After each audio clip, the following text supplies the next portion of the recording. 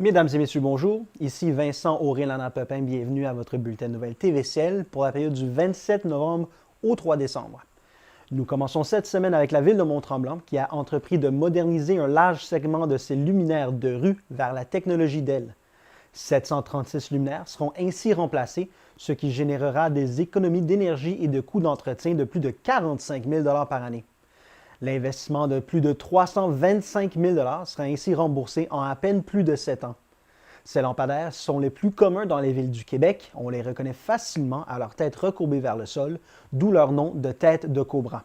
Ils représentent 86 % des lampadaires sur le territoire de Mont-Tremblant. La conversion du réseau d'éclairage s'inscrit dans une démarche de saine gestion énergétique en cohérence avec les aspirations de Mont-Tremblant à titre de ville durable et intelligente. Nécessitant moins d'entretien, les ampoules à diode électroluminescente ou DEL sont reconnues pour leur durée de vie 5 fois supérieure à celle des ampoules originales, soit d'environ 25 ans.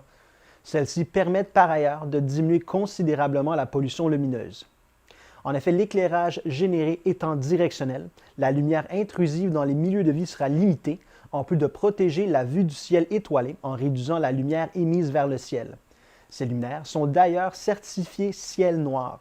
Cette technologie permettra également à la ville de réduire ses émissions de gaz à effet de serre de 0,43 tonnes ou 430 kg d'équivalent en CO2 par année. La conversion des lampadaires de rue a commencé le mois dernier et reprendra au printemps 2024 après une pause hivernale. Il est possible de suivre la progression des travaux sur le territoire et d'en apprendre davantage sur les avantages de ce projet soutenu par le programme de la Fédération québécoise des municipalités et de l'entreprise Énergère au site web lumieresurlequebec.ca. Le bâtiment sanitaire situé au parc du Voyageur au 875 rue Coupal en bordure du parc linéaire Le Petit Train du Nord est fermé jusqu'à nouvel ordre pour cause de vandalisme. Plusieurs incidents se sont produits au cours du dernier mois, notamment des bris d'équipement et une dégradation majeure des lieux, ce qui force la ville de Mont-Tremblant à fermer le bâtiment pour une durée indéterminée. Si vous avez été témoin de ces gestes ou avez des informations pouvant permettre à la ville d'identifier les personnes responsables, communiquez avec la Sûreté du Québec au 1-800-659-42-64 ou par courriel à cic@commercialsureté.qc.ca ou en remplissant le formulaire en ligne disponible sur le site web de la ville de Mont-Tremblant. C'est lors de la séance extraordinaire du 6 novembre dernier que le conseil municipal de Saint-Sauveur a octroyé le contrat pour la reconstruction du pont sur le chemin du mont Maribou. Cette décision fait suite à l'adoption d'un règlement d'emprunt survenu lors de la séance ordinaire du 17 juillet 2023. Le contrat d'une valeur de plus de 1,3 million de dollars a été adjugé à la compagnie Construction BSL Incorporée. Le montant de l'emprunt effectué pour lancer ce projet sera remboursé sur une période de 40 ans au moyen d'une taxe spéciale et d'une compensation qui sera versée par les propriétaires d'immeubles imposables du secteur du Mont-Maribou. Construit il y a plus de 30 ans, le pont actuel est dans un état de décrépitude avancée et ne respecte plus les normes minimales permettant le passage sécuritaire des véhicules de plus de 5 tonnes.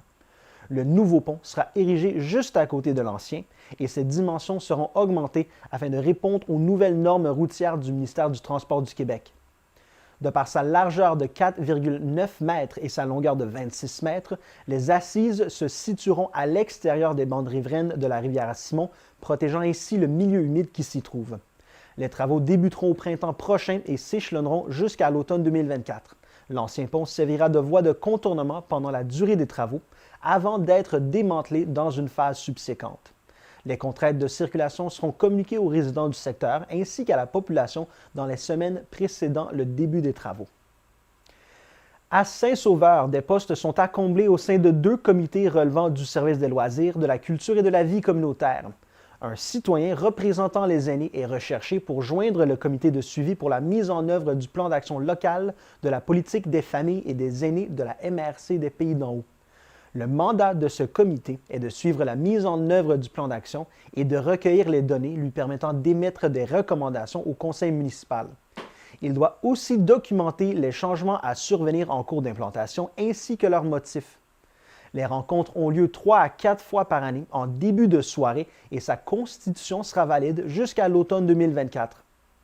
2 postes de représentants des artistes et un poste de représentant des citoyens sont à combler au sein du comité culturel assurant le suivi de la politique culturelle de la ville. Le comité culturel résulte de l'adoption en 2016 de la politique culturelle de la ville de Saint-Sauveur. Sa mission consiste à suivre la mise en œuvre du plan d'action et à recueillir les données lui permettant d'émettre des recommandations au conseil municipal.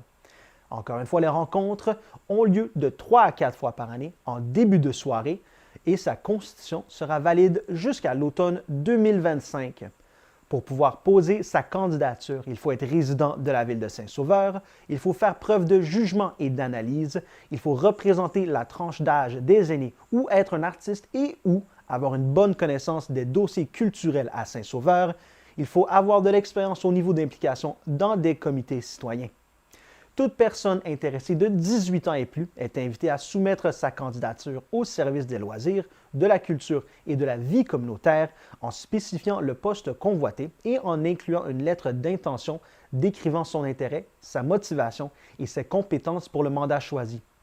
Les documents doivent être transmis par courriel à l'attention de Mme Ève Pichette-Dufresne à l'adresse courriel pichette@vss.ca au plus tard le 4 décembre prochain à midi.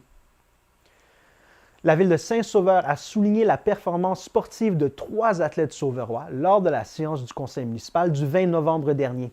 C'est dans le cadre du programme de soutien à l'excellence sportive pour la jeunesse que Samuel Bourget, Alissa Marion et Nicolas Mayrand, âgés respectivement de 14, 15 et 18 ans seulement, se sont vus remettre chacun une bourse par le conseil municipal. Cette dernière servira à couvrir une partie des frais d'inscription encourus lors de la participation aux différentes compétitions. Mentionnons que les athlètes sauverois ont participé à des compétitions provinciales et nationales dans leurs disciplines respectives en se taillant des places de choix. Samuel est un skieur alpin de compétition, membre du club Sommet Saint-Sauveur.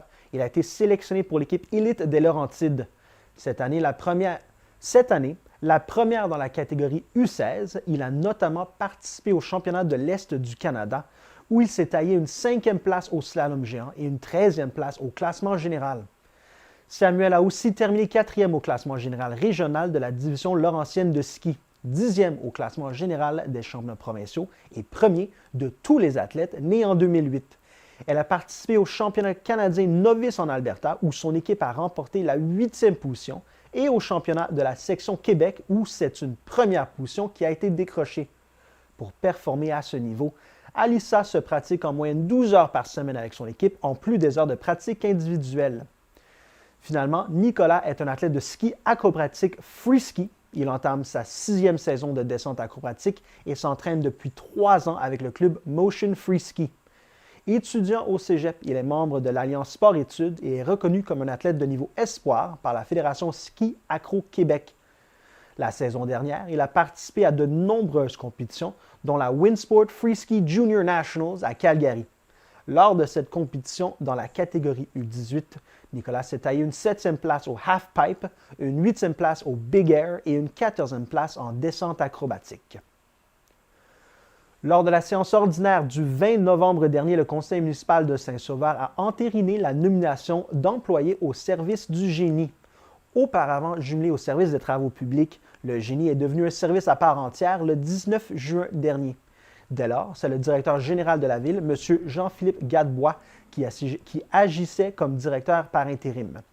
Le service du génie est notamment responsable des infrastructures municipales et des projets majeurs. Il en maintient l'inventaire et en assure leur gestion. De plus, il conçoit les plans, devis et contrats lors de projets de construction ou de réfection majeure. Parmi ces infrastructures, on retrouve les rues, les réseaux d'aqueducs et d'égouts, les bâtiments municipaux et les infrastructures de parcs et de loisirs. La Ville est donc heureuse d'annoncer la nomination de l'actuel directeur adjoint du service, M. Sébastien Bouchard, au poste de directeur du service du génie. Elle promeut également M. Anthony Reed, actuellement technicien en génie civil, au poste de chargé de projet du service. Comme le souligne le maire, M. Jacques Garriépi, cette restructuration était devenue inévitable, considérant le portefeuille de projets de la Ville. Il affirme que le service du génie constitue un jalon névralgique quant à la gestion des infrastructures municipales et à cette fin, il était impératif de consolider la structure de celui-ci. Il ajoute que les employés concernés par cette nomination sont en poste depuis plusieurs années déjà et ont acquis une solide expérience en gestion de projet. Revenez-nous après la pause.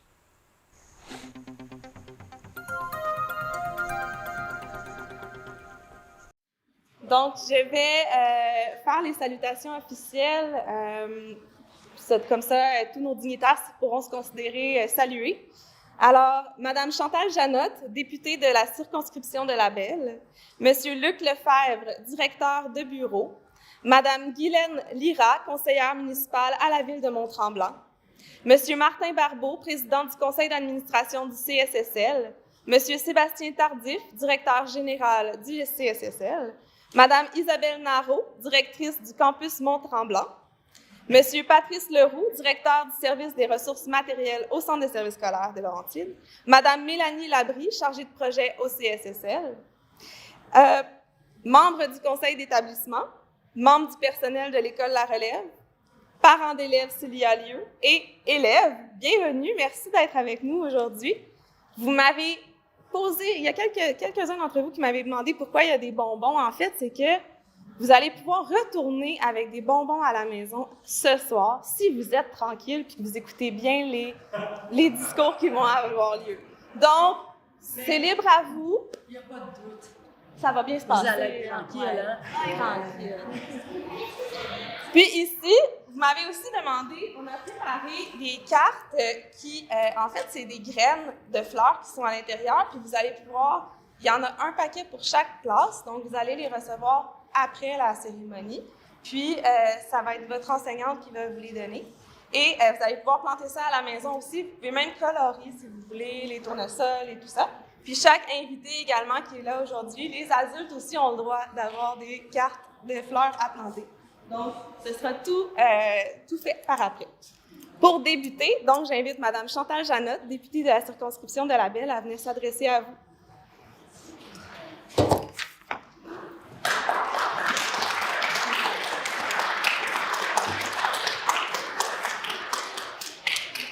Merci beaucoup, chers invités. Écoutez, Madame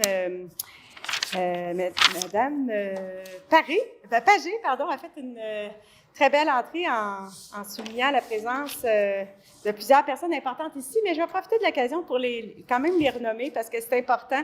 C'est important d'avoir des gens qui s'impliquent au sein des conseils d'administration. Donc, Monsieur Martin Barbeau, merci d'être ici, de vous impliquer. Monsieur Tardif, directeur général, Sébastien, du Centre de services scolaires des Laurentides, Isabelle Nadeau, directrice du campus Mont-Tremblant. Merci tellement pour tout le travail. C'est grâce à tous ces gens-là qu'on est là aussi aujourd'hui pour célébrer ce beau gymnase. Marie-Mé, tu as travaillé de façon exceptionnelle à pied levé sur ce. Je tiens à souligner les communications, c'est très, très important. Puis c'est grâce à toi là, qu'on est tous réunis ce matin. Monsieur Patrice Leroux, directeur adjoint du service des ressources matérielles, merci d'être ici. Je sais aussi à quel point c'est beaucoup de travail. Madame Labrie, chargée de projet, je sais à quel point vous avez travaillé fort aussi. Membres du conseil d'établissement, membres du personnel, chers élèves, merci d'être ici. On a aussi des gens des médias, sans qui, évidemment, notre inauguration ce matin ne ferait pas l'objet des médias. Donc, merci infiniment. J'ai oublié ma collègue au niveau municipal, Mme Guylaine Lyra. Et puis, les artisans qui sont là, qui témoignent de par leurs yeux leur grande fierté, là, j'imagine, de participer à l'inauguration là, quand vous avez été dans ce projet-là. Donc, pour moi, la députée de La Belle, bien, moi aussi, c'est une fierté d'être ici ce matin. Je me réjouis d'être des vôtres pour célébrer une belle réalisation pour les élèves du pavillon Tournesol et du campus primaire de Mont-Tremblant et les prochains enfants qui les fréquenteront. Alors que mon bureau est juste de l'autre côté de la rue, moi, quand je travaille ici dans mon comté, le reste de la semaine, je suis à Québec avec notre premier ministre à l'Assemblée nationale, mais sinon, je suis juste derrière vous. Mon bureau est juste en arrière. En août 2020, il faut que je vous montre une photo. On était venu à l'époque avec M. le maire parce qu'on a travaillé fort. Regardez, on était dans le cours d'école, puis on faisait en sorte que ce jour-là, aujourd'hui, se réalise. Alors, on annonçait que le projet, dont le financement a dû être bonifié, 3 ans plus tard, nous voilà on est là avec le résultat. Donc, on inaugure aujourd'hui l'agrandissement. Hein, on a agrandi le pavillon tournesol du campus primaire de Mont-Tremblant, comportant l'ajout de 4 classes, hein, vous le savez, vous autres, d'un gymnase et de locaux fonctionnels. C'est un investissement de 13 millions de dollars, faisant suite à l'annonce de financement majeur consacré aux infrastructures scolaires au Québec dans le cadre du Plan québécois des infrastructures 2020-2030. Donc, le nouveau gymnase permettra aux élèves d'être beaucoup plus actifs, hein, pour ensuite se concentrer sur d'autres apprentissages en classe. Parce qu'on le sait, si on ne bouge pas, on n'est pas capable de se concentrer. Êtes-vous comme ça, vous autres? Il faut bouger pour après ça être capable de travailler plus fort en classe. Puis moi, je suis pareil. Faut que je bouge, puis après ça, je suis meilleure avec mes collègues. On le sait, la réussite éducative est grandement influencée par les environnements dans lesquels les jeunes évoluent. C'est quoi les environnements? Bien, c'est ça, hein? C'est de pouvoir être dans des beaux gymnases comme ça. Moi, je suis persuadée que les élèves et vos professeurs aussi, les enseignants, le personnel, tireront tous profit de cette importante amélioration. Donc, je voudrais partager avec vous ce que mon collègue ministre de l'Éducation aimerait vous dire à vous tous. Je félicite toutes les personnes qui ont participé à la réalisation de l'agrandissement du pavillon Tournesol. Grâce à ce projet, plus d'élèves pourront fréquenter cette école modernisée et adaptée à leurs besoins. Avec l'ajout de ce nouveau gymnase, on peut dire que les conditions sont réunies pour favoriser la réussite éducative. Jouer et bouger font aussi partie de l'apprentissage et je suis heureux que les élèves du pavillon Tournesol puissent étudier dans un lieu motivant. Là, vous n'avez plus d'excuses pour être bon à l'école. Il faut travailler encore plus fort, c'est ça que ça veut dire. C'est important d'avoir des belles écoles. Est-ce que vous êtes d'accord avec moi? Oui! C'est un endroit où nos jeunes vont consacrer une grande partie de leur jeunesse, où ils vont se créer des amitiés et des souvenirs. Puis, évidemment, ben moi, je suis une personne qui a élevé mes 2 grands garçons avec ces valeurs-là de l'activité physique, parce que c'est un tout. J'en parlais tantôt, mais l'importance de ça dans ma propre vie, moi, bouger en même temps qu'étudier, j'ai élevé mes enfants comme ça, fait que ça a une signification encore plus importante pour moi de voir tout ça. J'ai envie de vous confier une tranche de vie. Mon fils est professeur d'éducation physique. Il ne l'est pas encore, mais il a fini ses études pour être un professeur d'éducation physique, fait que je me dis, d'où que les jeunes professeurs aussi vont avoir la chance, là, peut-être, de travailler dans des environnements comme ça. À travers tout le Québec, ça se déploie, ces belles infrastructures-là. Puis je vous avoue que je suis fière quand même de notre gouvernement qui met de l'argent dans les infrastructures parce que ça en prend. C'est plate. Des fois, les gens nous disent c'est du béton, c'est plate, mais non, c'est pas juste du béton. On a la preuve aujourd'hui, ça a un impact majeur sur les êtres humains qui vont tous y vivre. Donc, donner et redonner à nos écoles tout l'amour et le soin qu'elles méritent est inestimable. L'éducation, c'est la base de tout. Merci, mes amis.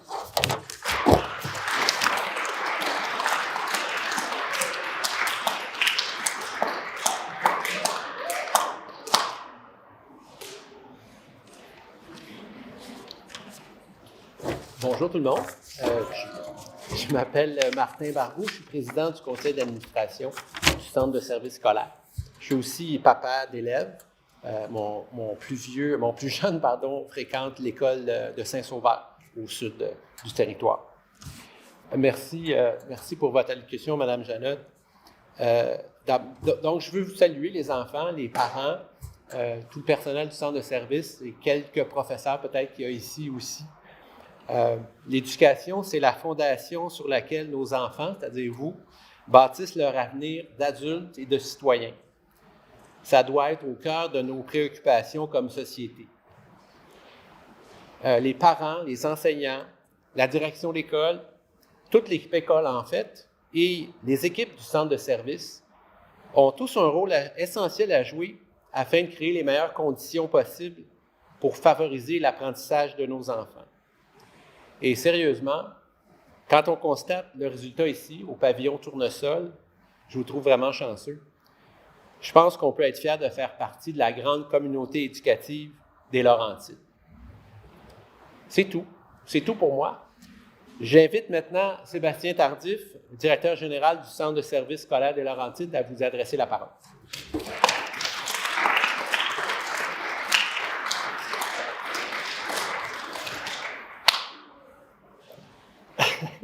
Alors, bonjour à tous. Merci d'être avec nous aujourd'hui.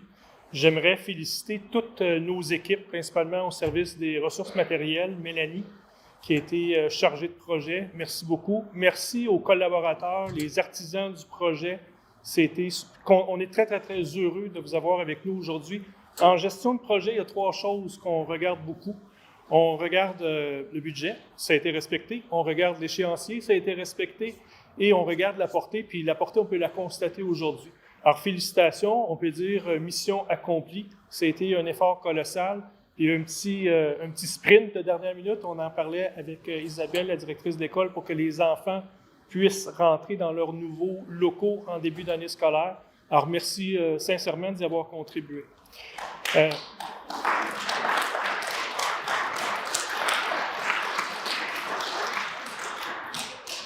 Évidemment, nous sommes très, très heureux que nos élèves et les membres de notre personnel puissent profiter d'espaces rénovés, mieux adaptés à leurs besoins. C'est une étape significative dans notre engagement continu vers la réussite des élèves et du personnel et de leur bien-être. Le campus de Mont-Tremblant, c'est une école de proximité où les membres de la communauté éducative sont impliqués et tenus informés de nos orientations. En investissant dans nos établissements, nous ne faisons que contribuer à l'éducation de nos élèves. Nous avons le pouvoir de revitaliser l'ensemble de la communauté et c'est ce que nous avons fait. Alors, merci beaucoup. J'aimerais maintenant inviter Mme Isabelle Nareau, directrice de l'école, à vous adresser quelques mots.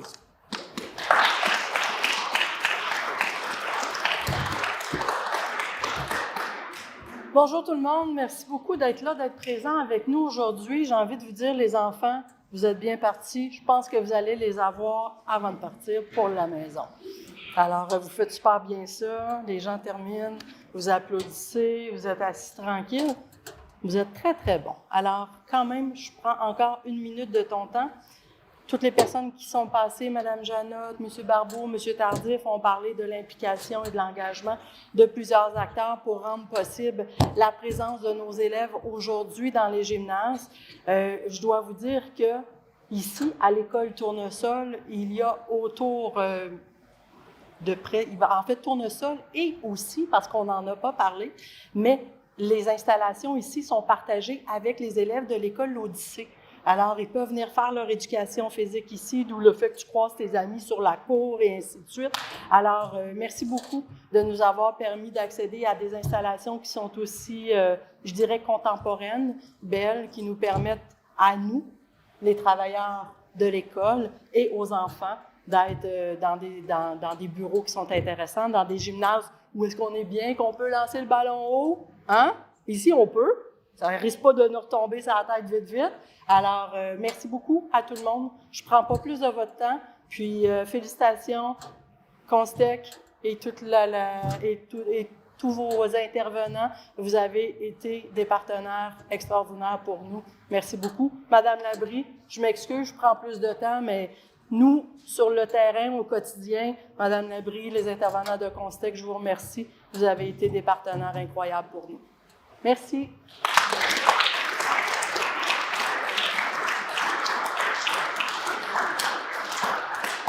Merci beaucoup.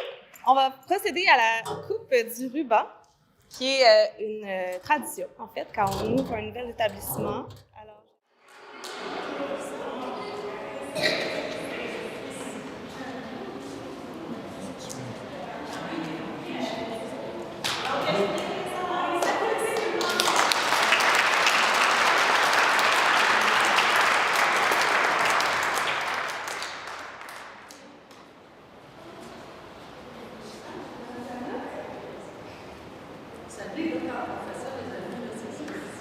Oui, quand on coupe le ruban, c'est comme si on disait pour vrai,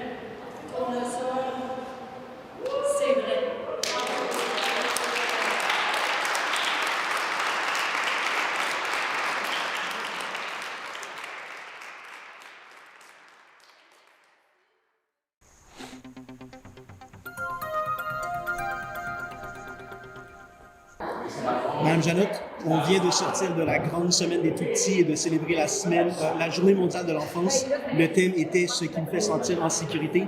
Dans cette optique-là, parlez-moi de l'importance d'offrir des installations de la sorte sécuritaires à des jeunes enfants. Tellement heureuse la question. C'est un must, excusez-moi l'anglicisme, mais c'est tellement important d'avoir des bonnes infrastructures pour nos jeunes. Et puis ce matin, on a inauguré un super gymnase pour le pavillon ici à l'école primaire de Mont-Tremblant. Et puis c'est une fierté, comme député local, de voir la concrétisation de ce gymnase. Pourquoi? Parce que ce sont nos jeunes élèves qui vont en profiter. Puis on sait à quel point l'activité physique favorise la concentration aussi en classe. Donc c'est vraiment un atout majeur pour nos jeunes, puis pour aussi nos enseignants qui travaillent dans ces environnements.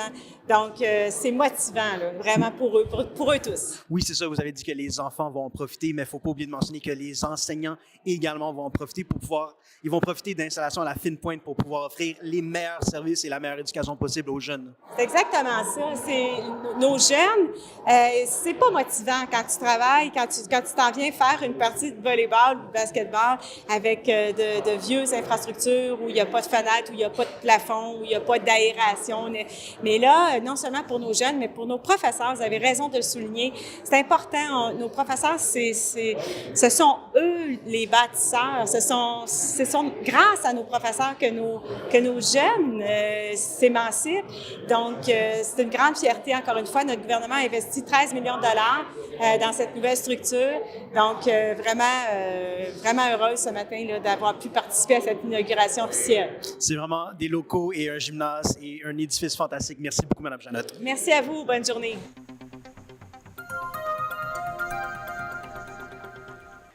La municipalité de Valmorin tient à sensibiliser sa population quant aux bons gestes à poser lors de la saison du déneigement. Avec la campagne « Le déneigement, c'est la responsabilité de tous », elle souhaite ainsi rappeler aux citoyens de Valmorin les bonnes pratiques à adopter afin d'assurer la sécurité des automobilistes et celle de son équipe de déneigement pour la saison à venir.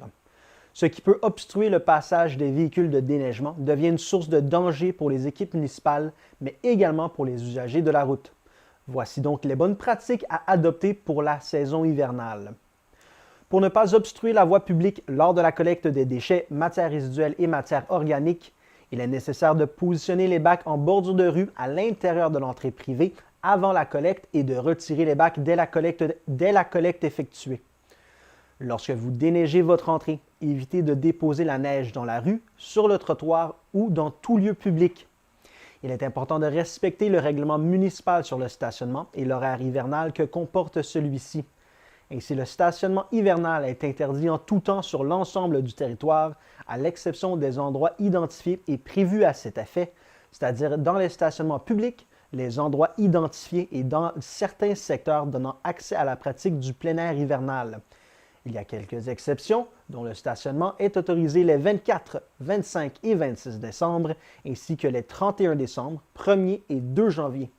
Nonobstant toute cette information, cependant, stationner son véhicule sur un chemin public, même dans les cases de stationnement généralement autorisées entre minuit et 7 heures, n'est pas permis du 15 novembre au 15 avril inclusivement. La Brigade des neiges de Val-David, une initiative élaborée en partenariat avec le Carrefour Jeunesse Emploi, vise à faciliter la mobilité sécuritaire des aînés pendant la saison hivernale. Ce projet s'avère être l'opportunité idéale pour les individus âgés de 16 à 35 ans désireux de faire une réelle différence dans leur communauté, maintenir leur forme physique, générer un revenu d'appoint.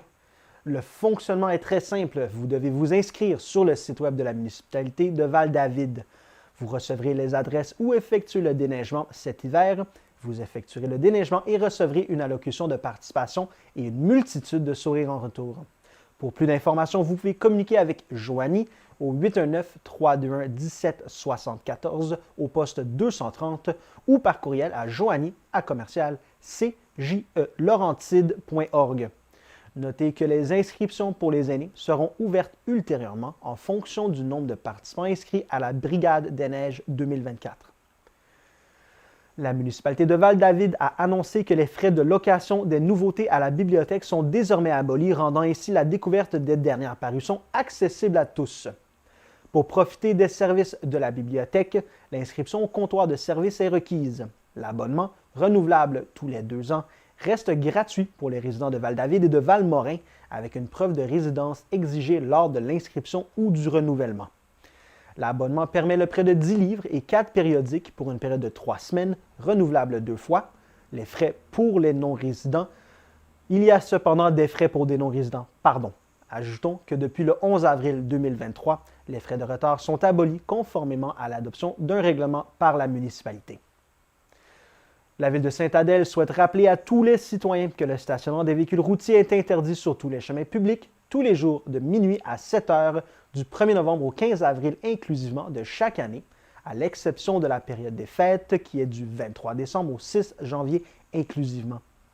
Outre cette information, le stationnement est permis sur tous les chemins publics durant la relâche scolaire, tel qu'établi par la Commission scolaire des Laurentides, ce qui correspond pour l'année 2024 à la période du 24 février au dimanche 3 mars. Le stationnement des véhicules routiers est interdit sur tous les stationnements municipaux tous les jours de 3h30 à 7h du matin, à l'exception du stationnement municipal situé sur la rue Émile-Cauchon, où le stationnement des véhicules routiers de nuit est permis entre le 1er novembre et le 15 avril de chaque année pour une période n'excédant pas 24 heures. Toutefois, il est interdit d'y stationner des véhicules récréatifs. En vertu d'une entente avec la Ville et l'Église de Sainte-Adèle, il est également permis d'utiliser le stationnement de l'Église pendant la nuit durant la saison hivernale. Rappelons que l'objectif poursuivi par la Ville avec cette politique de stationnement est de permettre aux équipes de déneigement de procéder au nettoyage des rues de façon plus rapide et efficace, sans devoir contourner les voitures stationnées en bordure de route. Signalons également que les personnes ayant stationné leur véhicule sur la rue ou dans un stationnement municipal pendant les périodes interdites sont passables d'une amende minimale de 60 $ et maximale de 300 $. C'est avec une grande fierté que la Ville de Sainte-Adèle a dévoilé le nom des 10 athlètes récipiendaires d'une bourse dans le cadre du programme de soutien à l'excellence sportive. Mis sur pied en 2020, ce programme vise à reconnaître le dévouement, la discipline et l'effort des jeunes athlètes adélois dans la poursuite et l'atteinte de leurs objectifs en lien avec une démarche d'excellence au niveau scolaire et sportif. La mairesse, Mme Michèle Lalonde, affirme qu'en remettant ces bourses, la Ville souhaite souligner la ténacité, la rigueur et l'assiduité au travail des jeunes athlètes adélois qui, par leur cheminement et leur accomplissement, deviennent des modèles de réussite et de persévérance pour l'ensemble des jeunes. Elle ajoute que la pratique d'un sport de compétition requiert un investissement personnel et un engagement sans limite, mais qu'il ne faut pas oublier que l'entraînement des athlètes engendre des coûts importants, surtout lorsqu'ils tentent de percer à des niveaux supérieurs. Le comité de sélection a ainsi décerné des bourses totalisant 2 400 $ aux jeunes athlètes adélois suivants selon leur niveau de compétition. Dans le niveau de compétition international, Lauriane Desmarais-Gilbert en ski acrobatique. Dans le niveau de compétition nationale, Eliane Blais en vélo de montagne, Zoé Brunet en volleyball, Mathilde Croteau en trampoline, Laurent Lepage en snowboard. Dans le niveau de compétition provinciale, Ludovic Brunet au soccer, Lucas Dalal Tremblay également au soccer, Louis-Albert Dumontier en voile et en ski alpin, Adèle Junot au tennis, et dans le niveau de compétition régionale, Rosalie Fardray en équitation. Âgés de moins de 25 ans et résidents de Sainte-Adèle, ces jeunes virtuoses de leur art se sont démarqués par la qualité du dossier présenté, leur cheminement sportif, les performances enregistrées durant l'année en cours ainsi que le niveau de discipline et de détermination lié à l'atteinte de leur objectif. Le programme de soutien à l'excellence sportive sera reconduit en 2024 et les jeunes athlètes de la relève sportive adéloise seront invités à présenter leur dossier de candidature dès le printemps prochain. Les formulaires seront disponibles sur le site web de la Ville à compter de mars 2024 et la date limite pour le dépôt sera le 3 septembre de la même année.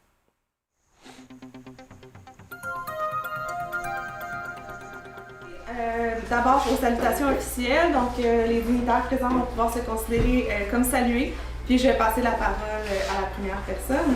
Donc, Mme Chantal Janotte, députée de la circonscription de la Belle, M.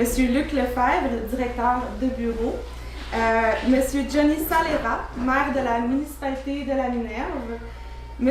Martin Barbeau, président du conseil d'administration du CSSL, M. Sébastien Tardif, directeur général du centre de services scolaires des Laurentides, Mme Émy Thérien, directrice de l'école La Relève, Monsieur Patrice Leroux, il n'est pas là aujourd'hui finalement, mais Mélanie Labrie, qui est chargée de projet au CSSL, qui est avec nous pour le service des ressources matérielles.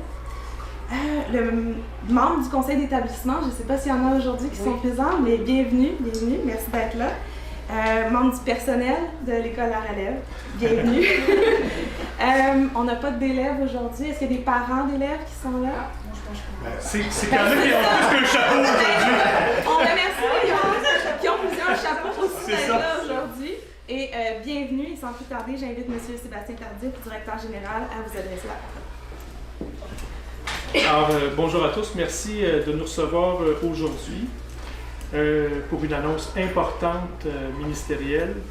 La Relève, c'est un milieu qui est tissé serré. Quand j'étais venu vous rencontrer au printemps, quelque chose que j'avais trouvé de très beau, c'est la proximité de l'équipe école avec la communauté. C'est quelque chose que j'avais trouvé beau puis franchement enrichissant.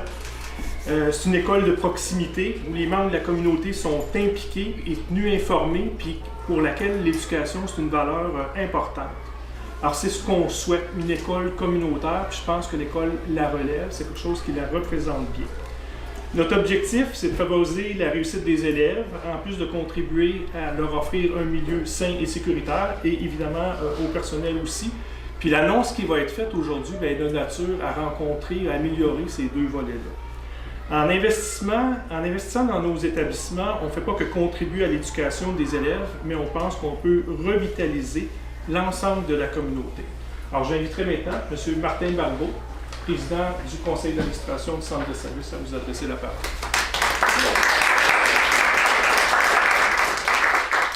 Merci Sébastien. Je pensais avoir à saluer beaucoup de parents d'élèves et des élèves, mais on va passer ça, mais je trouve ça formidable de voir à quel point ce que tu viens de dire est vrai, puisque les gens ont levé la main pour 3 fois, parents d'élèves, etc. C'est magnifique. En tant que parent d'élèves impliqué depuis longtemps dans la gouvernance scolaire, je trouvais important d'être présent ici aujourd'hui. Je tiens à vous dire que la réalité des petits villages, à plus forte raison à l'extrême nord du territoire qu'on dessert, donc cette réalité-là préoccupe les membres du conseil d'administration. Et je suis à même de vous dire que ça préoccupe le personnel du centre de service scolaire aussi. Et certainement tout autant que les réalités des grandes municipalités du territoire. Nous avons la chance comme parents de pouvoir nous impliquer pour assurer les meilleures conditions d'apprentissage. Et je sais que les parents de la relève sont particulièrement actifs. Malheureusement, elle n'est pas là, mais Teresa, c'est ma référence en la matière. Puis elle nous le rappelle dans chaque comité de parents à quel point les parents à la relève sont présents et actifs dans l'école. En fait, toute la communauté éducative, parents, enseignants, direction, toute l'équipe école, l'équipe des ressources matérielles aussi qui se met les mains dans ce projet-là, unissent leurs efforts pour créer des conditions gagnantes pour les élèves. Fait que merci à tout le monde.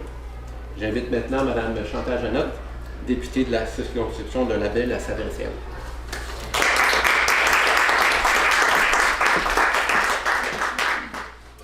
Merci beaucoup. Je vais quand même répéter les salutations parce que c'est important pour moi de le faire. Monsieur le maire, Johnny. Moi, je trouve que c'est important de saluer Monsieur le maire, puis sa conjointe aussi, parce que les élus locaux nous sensibilisent. Évidemment, moi, au provincial, je peux, comme députée locale, en parler avec mes collègues de l'importance de nos écoles dans les milieux ruraux. Donc, M. le maire Johnny Solera, M. Martin Barbeau, président du conseil d'administration, c'est ça, merci pour votre discours aussi. Puis, je sais que c'est du bénévolat de s'impliquer dans un conseil d'administration, donc je salue tout le temps que vous y mettez. M. Tardif, avec qui je travaille de plus en plus, c'est important, puis vous avez une bonne personne pour parler de toutes les Laurentides. Je travaille de près avec M. Tardif pour, comme je le disais tantôt, mon rôle de député, c'est de travailler le plus près possible des ministres pour qu'ils soient au courant de nos réalités locales. Donc, je vais aller rapidement, mais merci Mme Terrien pour votre nouveau poste. Je pourrais peut-être l'occasion pour vous féliciter comme directrice. C'est tout un défi, puis on est content d'avoir des gens en région qui prennent le défi. Et puis, Alexandra Valnet, c'est qui Alexandra? Elle n'est pas là, elle est présidente du conseil d'établissement. On l'a salué, les membres du conseil d'établissement. Merci de vous impliquer dans ces structures très importantes. Membres du personnel, parents d'élèves, vous êtes là aussi. Et puis, représentants des médias, merci d'être là quand même. Là, et puis, M. Lefebvre, qui a été salué de mon équipe. Vous savez, j'ai eu la chance d'avoir Luc, qui était un ancien journaliste, qui a travaillé aussi beaucoup avec le personnel politique des députés.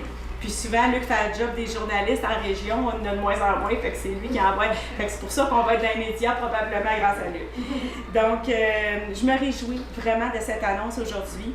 Le gouvernement du Québec répond aux besoins exprimés par le personnel de l'école La Relève et la direction du Centre de services scolaires des Laurentides. Je confirme donc, au nom du ministre de l'Éducation, mon collègue M. Bernard Drainville, un investissement de 2,6 millions de dollars dans le cadre du plan québécois des infrastructures pour rénover l'école La Relève de la Minerve. T'es-tu contente?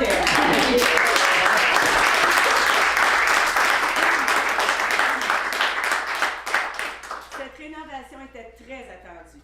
Je suis confiante que cette cure de rajeunissement insufflera une énergie nouvelle qui prolongera la durée de vie du bâtiment et rendra le quotidien plus agréable aux élèves et au personnel scolaire aussi. On sait comment c'est important de travailler dans de beaux environnements. Le ministre Drainville le dit, les environnements dans lesquels les jeunes évoluent ont une influence directe sur leur motivation, leur persévérance et leur réussite scolaire.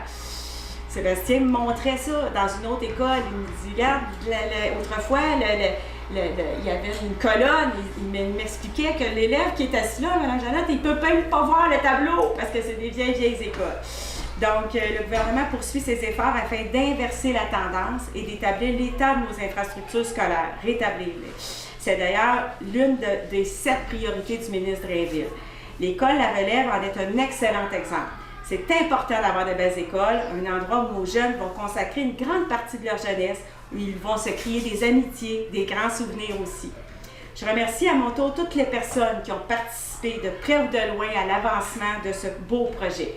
Nous, on a beau mettre de l'argent, mais s'il n'y avait pas des gens qui s'impliquent, du jus de bras que j'appelle ça, puis tu sais, là, qui poussent les crayons, puis les papiers, puis tout ce que ça prend pour que ça devienne enfin une réalité, ça n'arriverait pas. Ça fait que je vous remercie vraiment du fond du cœur. Je suis fière de faire partie de ce gouvernement, malgré toutes les critiques qu'on dit ces temps-ci, mais qui affirme son leadership en éducation. Parce que vous savez, on est conscient des critiques, là, que c'est juste du béton, mais c'est pas juste du béton. Si on n'a pas des bonnes écoles, ben tout, à un moment donné, il faut s'y attaquer. Nos infrastructures, c'est majeur. Donc, oui, je suis fière de participer à ce gouvernement-là qui affirme son leadership en éducation. Donner et redonner à nos écoles tout l'amour et le soin qu'elles méritent est inestimable. L'éducation, c'est la base de tout. Donc, merci tout le monde et puis bonne journée à tous.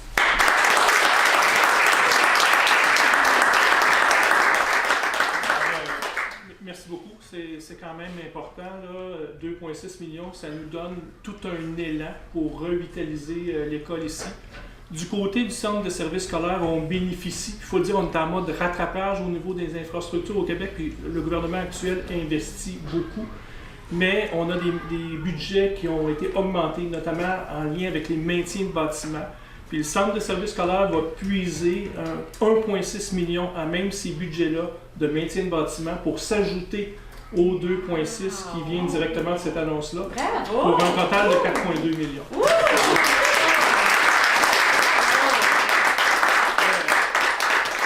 La question qui se pose, mais qu'est-ce qu'on fait avec... c'est sûr. Alors, on parle vraiment d'une rénovation qui est globale, ventilation, chauffage, revoir l'ensemble de la structure, tous les finis intérieurs, l'électricité, l'éclairage. Alors, c'est vraiment... les finis extérieurs, c'est vraiment majeur. Maintenant, l'échéancier, ce qu'on prévoit, on sera en conception jusqu'en décembre 2024. On fera les appels d'offres de janvier à avril 2025. On sera en mode de construction de juin 2025 à août 2026. On comprend qu'il y a une partie des travaux qui vont se faire en présence élève, donc ça ne peut pas aller aussi vite. Mais une livraison, puis une toute nouvelle école là, prévue pour la rentrée scolaire 2026. Alors, puis l'autre chose qui est à mentionner, c'est que l'équipe école ici, il y a beaucoup de parents, mais c'est une équipe qui est là de longue date aussi. Alors, je suis convaincu que vous serez encore là en 2026 pour accueillir les nouveaux élèves dans un nouveau bâtiment. Alors, un gros merci pour votre implication. Ça témoigne, comme le disait Martin, de toute l'importance qu'on accorde au petit milieu, au centre de services scolaires. Et au-delà des mots, je pense qu'aujourd'hui, ce sont des gestes concrets qui ont été posés dans ce sens-là, puis on peut en être très fiers.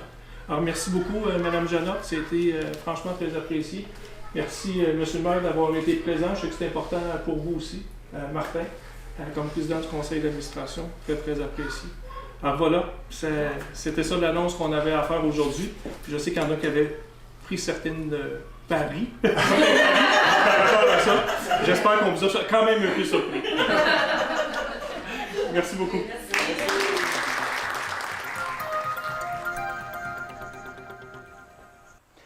C'est lors de sa séance du 22 novembre dernier que le conseil de la MRC d'Antoine Labelle a adopté son budget pour l'année 2024, totalisant un montant de 13 645 640 $, dont 3 761 532 $ seront à la charge des 17 municipalités via les quotes-parts et 9 884 108 $ seront financés par différents services rendus et programmes gouvernementaux. Pour l'année 2024, les quotes-parts totales des municipalités subissent une augmentation de 5,19 %, incluant l'augmentation de 0,5 % des quotes-parts destinées au Centre local de développement d'Antoine Labelle présenté dans le budget, ainsi que l'ajout d'une quote-part en lien avec des travaux sur la dorsale municipale de fibre optique qui représente 0,2 % d'augmentation et la modification de certains autres postes budgétaires. La participation financière à ces quotes-parts totales attribuables à chaque municipalité varie selon sa richesse foncière. Cette augmentation s'explique d'abord par la hausse de l'indice du prix à la consommation pour l'année 2023, impliquant des augmentations notables, entre autres des assurances et de frais de support aux différents logiciels. En lien avec le projet Branché Antoine Labelle, une quote-part au montant de 1 741 295 $ pour l'année 2024 sera répartie en l'ensemble des villes et municipalités. Les sommes ainsi prélevées via cette quote-part serviront au remboursement du règlement d'emprunt. Il est toutefois à noter que sur les comptes de taxes des municipalités locales, le coût des quotes-parts, soit 0,0524 du 100 $ d'évaluation, est moindre qu'en 2023 et représente une diminution de plus de 12 %. Le conseil de la MRC Antoine Labelle a augmenté certaines contributions au Centre local de développement Antoine Labelle, ainsi un montant de 456 630 $ via les quotes-parts et un montant de 325 875 $ à même son enveloppe du Fonds Région et Ruralité volet 2 du ministère des Affaires municipales et de l'Habitation ont été prévues au budget. Ces sommes tiennent compte d'une augmentation de 3,8 %. Aussi, un montant de 139 190 $ provenant des quotes-parts de la MRC sera remis au CLD pour la réalisation de son mandat de promotion touristique. Des sommes de 67 000 $ pour les bureaux d'accueil touristique et 80 000 $ pour prioriser des actions pour le développement économique de la région sont quant à elles puisées à même l'enveloppe du Fonds Région et Ruralité volet 2. Également, le CLD recevra de la MRC une somme de 200 000 $ pour la réalisation du mandat Accès Entreprises Québec, en plus d'une enveloppe destinée au soutien à la coordination du projet Signature et Innovation de la MRC, provenant de l'entente Fonds Région et Ruralité volet 3. Les montants versés au CLD en provenance des quotes-parts représentent 15,84 % des quotes-parts totales 2024 de la MRC. La richesse foncière de la MRC Antoine Labelle totalise 7 177 995 385 $ pour l'année 2024, comparativement à un peu moins de 6 milliards de dollars en 2023, soit une augmentation de près de 20 % causée en grande partie par la révision et la rééquilibration des rôles des municipalités de Notre-Dame-du-Lot, Lac-du-Cerf, Kiamika, Nomineng, l'Ascension, Chute-Saint-Philippe et Mont-Saint-Michel. Le budget 2024 de la MRC, via le Fonds Région et Ruralité volet 2 du MAMACH, destiné entre autres à soutenir les MRC dans leur champ de compétences et leur développement, permettra également de maintenir et bonifier le soutien de certains créneaux, tels que les parcs régionaux, le parc linéaire Le Petit Train du Nord, dont plusieurs interventions sont prévues en 2024 pour améliorer l'infrastructure, la culture, le patrimoine immobilier, l'agriculture ainsi que de nombreux autres dossiers de développement régional. Soulignons également que l'adoption du budget de la MRC permettra la réalisation de projets financés par différents fonds ou programmes pour lesquels l'organisation a adhéré dans le but de mener des projets porteurs et favorables au développement de la région. Parmi ces projets, il y a notamment la bonification du montant destiné au plan d'action du comité jeunesse à division, des sommes destinées au soutien de la poursuite du plan d'adaptation au changement climatique et plus encore.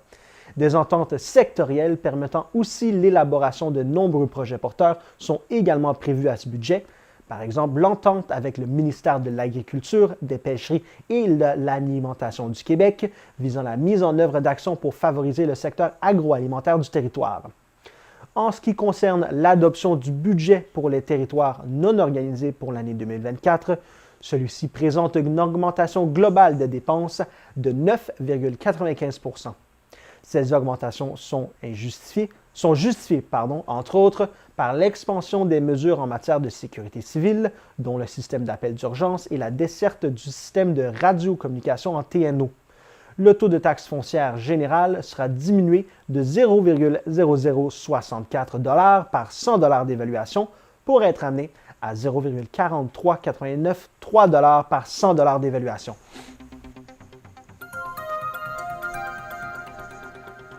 Depuis le mois de septembre dernier, la MRC des Pays-d'en-Haut doit composer avec un nouvel opérateur de collecte des bacs roulants sur une partie de son territoire pour la ville de Saint-Sauveur et les municipalités de Piémont et de Sainte-Anne-des-Lacs. Ce changement a engendré des problématiques rencontrées par certains citoyens, dont le fait que plusieurs bacs ne sont malheureusement pas collectés la journée inscrite au calendrier.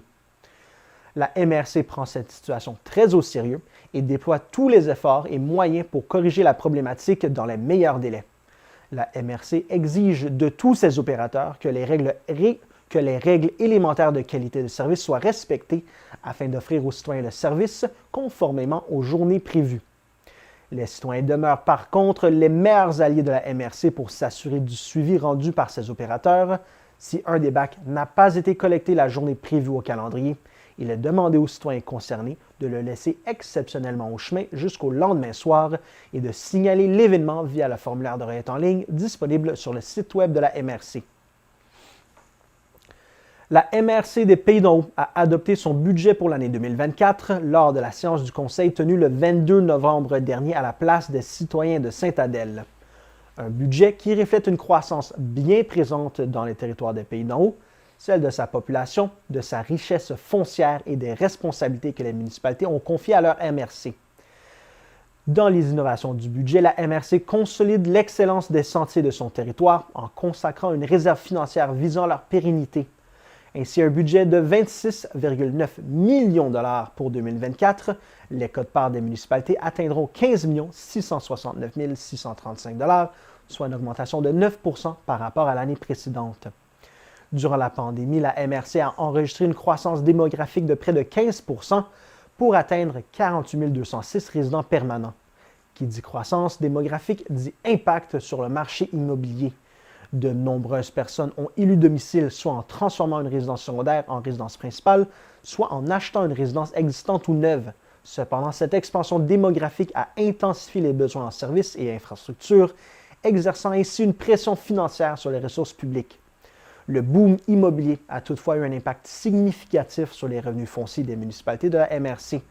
La richesse foncière uniformisée, aussi appelée RFU, de l'ensemble de la MRC, prise en compte dans le prochain budget, a ainsi augmenté de 27 %, reflétant la hausse importante du marché découlant de cette croissance immobilière. Pour 2024, la MRC prévoit une hausse des coûts reliés à la collecte et au tri des matières résiduelles, l'augmentation du prix du carburant faisant augmenter les frais d'exploitation pour la collecte et le transport. De plus, la valeur d'une tonne relative des matières recyclées s'est effondrée sur les marchés. La demande est moindre alors que l'offre demeure et que les frais d'exploitation sont presque incompressibles. Ainsi, le fournisseur de services de collecte et de tri de matières recyclables Tricentris, dont la MRC est membre, a appelé ses membres à fournir un effort financier supplémentaire. Dans le cadre d'un exercice de diagnostic effectué en 2022, la MRC a identifié les sentiers et leur pérennisation comme un axe structurant et central de développement du territoire et des communautés et avait identifié la SOPER, qui est également appelée la Société de plein air des Pays d'en haut, comme organisme pleinement habilité pour en assurer leur entretien et leur exploitation. Ainsi, dans la même veine, la MRC a décidé de consolider le rôle de la SOPER en finançant 100% de ses coûts de fonctionnement. Dans un contexte d'inflation, la MRC des Pays d'en haut réaffirme son engagement envers le bien-être de la communauté en investissant stratégiquement dans des projets clés répondant aux besoins de ses citoyens et citoyennes. Le Conseil de la MRC croit fermement en les vertus du transport en commun et contribue ainsi à ce service public en y consacrant tout près de 500 000 $.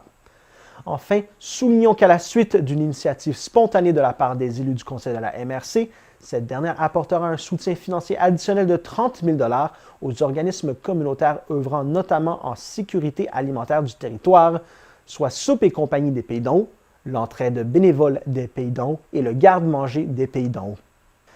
Afin de faciliter les communications avec les membres de son équipe, Loisirs Laurentides annonce la mise en service d'un nouvel environnement téléphonique qui permettra à sa clientèle de joindre directement un employé.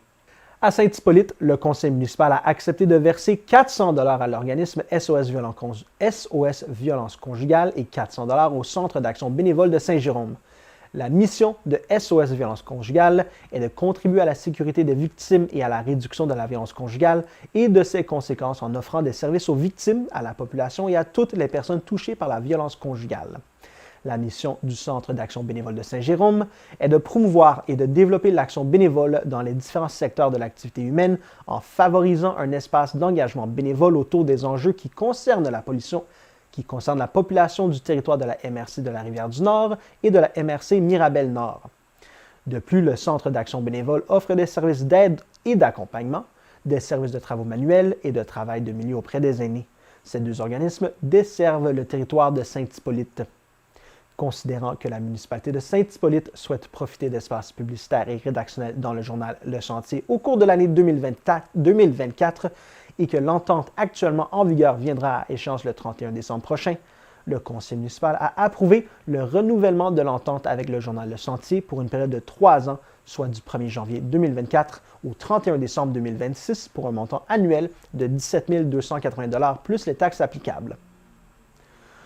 Lors du Conseil des maires du 22 novembre dernier, la MRC des Laurentides a procédé à l'élection du préfet suppléant conformément aux dispositions de la loi sur l'organisation territoriale municipale. Mme Kimberly Mayer, mairesse de Lac-Tremblant-Nord, a été élue préfète suppléante de la MRC des Laurentides par acclamation pour un mandat de 2 ans. Elle succède à Steve Perrault, maire de Lac-Supérieur, qui ne souhaitait pas renouveler son mandat. Le Conseil des maires a tenu à remercier M. Perrault pour ces 2 mandats. Mme Mayer devient ainsi la 2e femme à occuper ce poste dans l'histoire de la MRC. C'est en 2003 que Mme Monique Grenier, ancienne mairesse de Lac-Supérieur, fut nommée première femme préfète suppléante. Diplômée de l'Université McGill en service social, Kimberly Mayer occupe le poste de mairesse de la municipalité de Lac-Tremblant-Nord depuis 2017. Elle travaille parallèlement en tant que travailleuse sociale au sein de la région des Laurentides. Fortement impliquée pour la protection de l'environnement et le développement social de la région des Laurentides, le parcours politique de Mme Mayer est caractérisé par la mise sur pied de nombreuses initiatives de protection de l'environnement et de la biodiversité qui, depuis 2017, permettent de préserver les majestueux espaces naturels et l'écosystème du territoire de Lac-Tremblant-Nord. Voilà, c'était tout cette semaine pour votre bulletin de nouvelles TVCL. Je vous remercie d'avoir été à l'écoute. À la semaine prochaine.